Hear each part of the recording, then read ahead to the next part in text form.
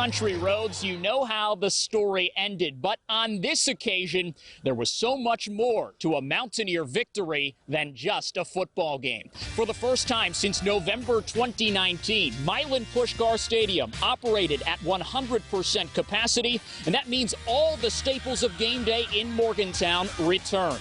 The home opener even brought a slew of stars back home, like Knicks rookie Deuce McBride, NFL Pro Bowler Pac-Man Jones, and a group of 2020 seniors like Darius Stills, who didn't get a senior day last season. As for that football game between the Mountaineers and Long Island Sharks, well, that was an absolute blowout. Winston Wright set the tone by taking the opening kick to the crib, and the old gold and blue never looked back. The backyard brawl is back. West Virginia and number 3 Pitt meeting in men's soccer for the 50th time.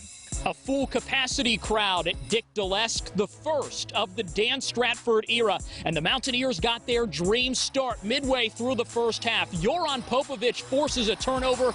Luke McCormick slots it home and does the rest. West Virginia 1, Pitt 0 at the half. On to the second half, Panthers leveled things almost immediately out of the locker room. Alexander Dexter, the substitute, levels the score at 1 apiece. Final 15 minutes, West Virginia with a stunning goal through Adam Burchell, the transfer from Division II Charleston. He says he can't remember his last header goal. He'll never forget that one. West Virginia pulls off a backyard brawl stunner, knocking off number 3 Pitt 2-1. Did it catch me by surprise? No. What do we do going forward? We're going to win more games. Star forward Oscar Tshiebwe has left WVU men's basketball, but Bob Huggins is still confident in the talent that remains on his roster. The head coach of the Mountaineers announced this news Friday morning. It's unclear what led to Tshiebwe's departure or if he intends to transfer, but Huggins has confirmed that he will not rejoin the team.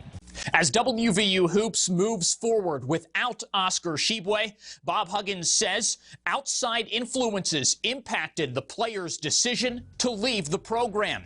In an exclusive interview for the Bob Huggins Show, the head coach candidly explained his thoughts on this developing saga about a week and a half after the forward's departure. It's better to steal than it is to work. I think there were some people involved who saw where they could benefit, maybe profit, and work very diligently at trying to get him out.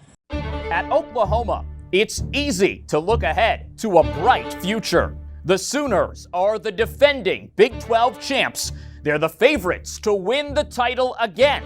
And soon, they'll head to college football's promised land, the SEC. But if they're overlooking underdog West Virginia today, they are simply ignoring history. Leave no doubt tonight! Leave no doubt tonight! A primetime kick in Norman awaits. Right now, Mountaineer Game Day is live across the Mountain State to preview West Virginia versus Oklahoma. So if West Virginia does advance in the tournament, it'll likely get the privilege of playing top seed Baylor. The Bears will play the winner of TCU Kansas State in the quarterfinals and will be a heavy favorite to advance to the semis. Of course, West Virginia and Baylor met one time this season. Mountaineers took the Bears to the limit. Game went to overtime, but Baylor won 89-84, clinching a regular season conference title at the Coliseum. West Virginia versus Texas, a top 15 showdown coming up at 3 on ABC. Can the Mountaineers end their drought against the Longhorns? We'll see. Play us out, baby! Spencer Mackey! You knew this was coming. The last time West Virginia beat Texas, Mackey Mania ensued. What'll happen today? Well, we'll have to wait and see. Nick and Angelica, see you next weekend. Hopefully a hug, smile.